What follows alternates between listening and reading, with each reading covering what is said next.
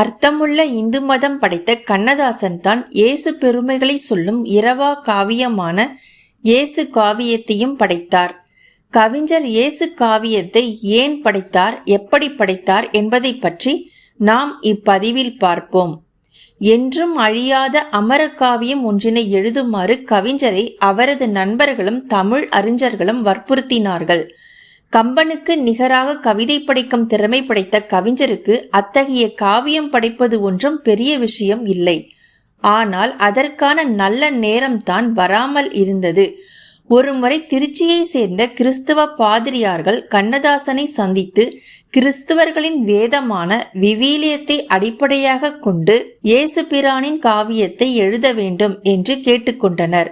கவிஞரும் அதற்கு ஒப்புக்கொண்டு குற்றாலம் சென்று அங்கேயே தங்கி தினமும் 8 மணி நேரம் என்று வேலை செய்து 15 நாட்களில் அந்த குற்றால அருவியும் கவிதை அருவியும் சேர்ந்து பொழிந்தது போன்று சுவைமிக்க நூலான இயேசு காவியத்தை படைத்தார்.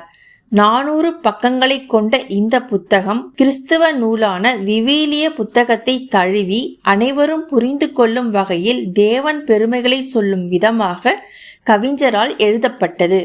எளிய நடை, கற்பனை நயம், நுண்ணிய பொருள் என கவிஞர் தனக்கே உரித்தான நடையில் இந்நூலை எழுதியுள்ளார். இயேசு காவியம்தான் அவரது கடைசி படைப்பு. கவிஞர் மறைவுக்கு பிறகு 1982ஆம் ஆண்டு இந்த புத்தகம் வெளியிடப்பட்டது.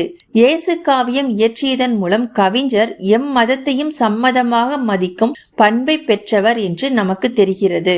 மடை திறந்த வெள்ளமென கவிப்பாடும் ஆற்றல்மிகு கவி அரசரின் தமிழ் புலமை காவியம் மூலம் எங்கும் பொங்கி பாய்ந்து பெருக்கெடுத்து ஓடுகிறது.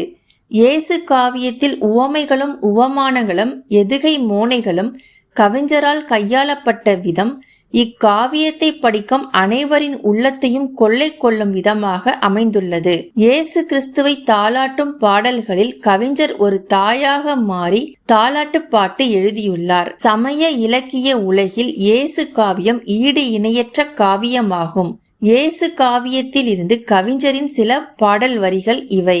மண்ணிட இயேசு மறுபடி வருவார் என்பது சத்தியமே. புண்கள் இருக்கும் வரையில் மருந்து தேவை நித்தியமே.